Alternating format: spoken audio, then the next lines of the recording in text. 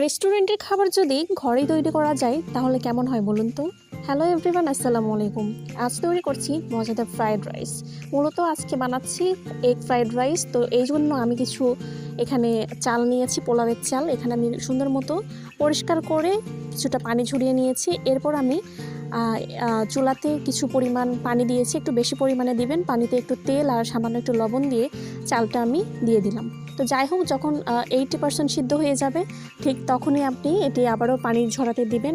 আর আমার এই চালটা যখন দিয়েছিলাম তখন লোডশেডিং চলে এসেছিলো, যার কারণে স্থগিত ছিল 2 ঘন্টা রান্না। তো যাই হোক, ফাইনালি সব কিছু রেডি করলাম। আর এখানে আমি চুলাটা জ্বালালাম, বিদ্যুৎ চলে এসেছে এর মধ্যেই। এরপর একটা ডিম আমি ফ্রাই করে নিচ্ছি সামান্য একটু লবণ দিয়ে, তেল দিয়েছি। আর এটা একটু ঝুরা করে নিচ্ছি। এটা আপনি চাইলে পছন্দ অনুযায়ী ডিম ব্যবহার করতে পারেন, চাইলে আপনারা চিকেনও অ্যাড করতে পারেন। আমি এখানে চিকেনটা অ্যাভয়েড করছি, ডিমটাই দিচ্ছি আমি। তো ডিমটা যখন আমার ভাজা হয়ে যাবে সুন্দর মতো, এটা আমি আলাদা পাত্রে তুলে নিচ্ছি। আর এখানে আমি একে সব যে কেটে রেখেছিলাম, যে একটু রসুন কুচি দিয়ে দিচ্ছি ফার্স্টে, যখন একটু সেন্ট চলে আসবে ঠিক সে পর্যায়ে দিয়ে দিচ্ছি একটু পেঁয়াজ, কাঁচামরিচ ফালি। এটা পছন্দ অনুযায়ী আপনি কাট করবেন আর প্রয়োজন মতো আপনি ব্যবহার করবেন। তো সব কিছু এবার সুন্দর মতো নাড়াচাড়া করার পালা। যখন একটু কালারটা চেঞ্জ হয়ে আসতে শুরু করবে ঠিক সে পর্যায়ে আপনি একে সব সবজিগুলো অ্যাড করবেন। আপনারা পছন্দ মতো শীতকালীন সবজি দিবেন। আমি এখানে দিচ্ছি একটু গাজর, একটু ক্যাপসিকাম, আর দিয়ে দিব পরবর্তীতে টমেটো, লেটুস পাতা, যাই হোক এই কয়টাই। আপনারা চাইলে এখানে ব্রোকলি অ্যাড করতে পারেন, একটু ফুলকপিও দিতে পারেন, চাইলে বাঁধাকপিও দিতে পারেন। তো আমি এত বেশি সবজি পছন্দ করি না, আমি সবজি লাভারও না, যার কারণে খুব সীমিত যে উপকরণগুলো রয়েছে আমি যেগুলো খুব পছন্দ করি সেগুলোই আমি এখানে ট্রাই করছি। তো এখানে যে ক্যাপসিকাম, গাজরগুলো যখন একটু নরম হয়ে আসতে শুরু করবে ঠিক সেই পর্যায়ে আমি ডিমটা দিয়ে দিচ্ছি।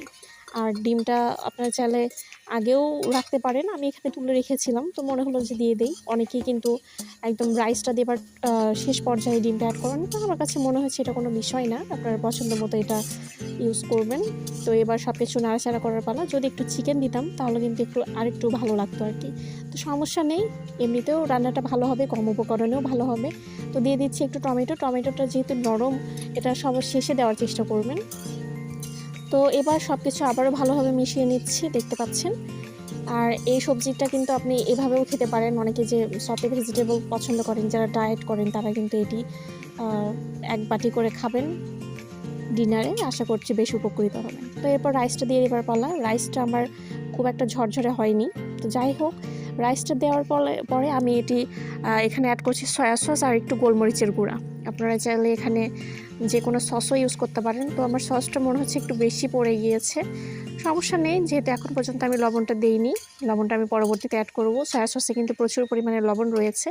তো এরপর আমি দিচ্ছি কাট করে রাখা লেটুস পাতা। আপনারা এখানে চাইলে ধনিয়া পাতা, স্প্রিং অনিয়ন, এভরিথিং দিতে পারেন। তো আমার এখানে লেটুস পাতা আমার ছিল বাসাতে, তো আমি এখানে দিয়ে দিচ্ছি।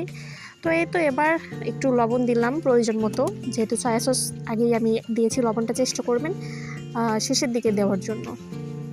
আর একটু যেহেতু চাইনিজ আইটেম, তো এখানে একটু চিনি অ্যাড করলাম, আন্দাজ অনুযায়ী একটু চিনি দিবেন। আর অবশ্যই একটু টমেটো সস দিলে কিন্তু ব্যাপারটা বেশ লোভনীয় হয়। অলরেডি দেখতে পাচ্ছেন কতটা সুন্দর লাগছে, আই থিঙ্ক খেতেও বেশ মজা হবে। সবসময় তো রেস্টুরেন্টে যেতে ভালোও লাগে না, সময় হয়ে ওঠে না।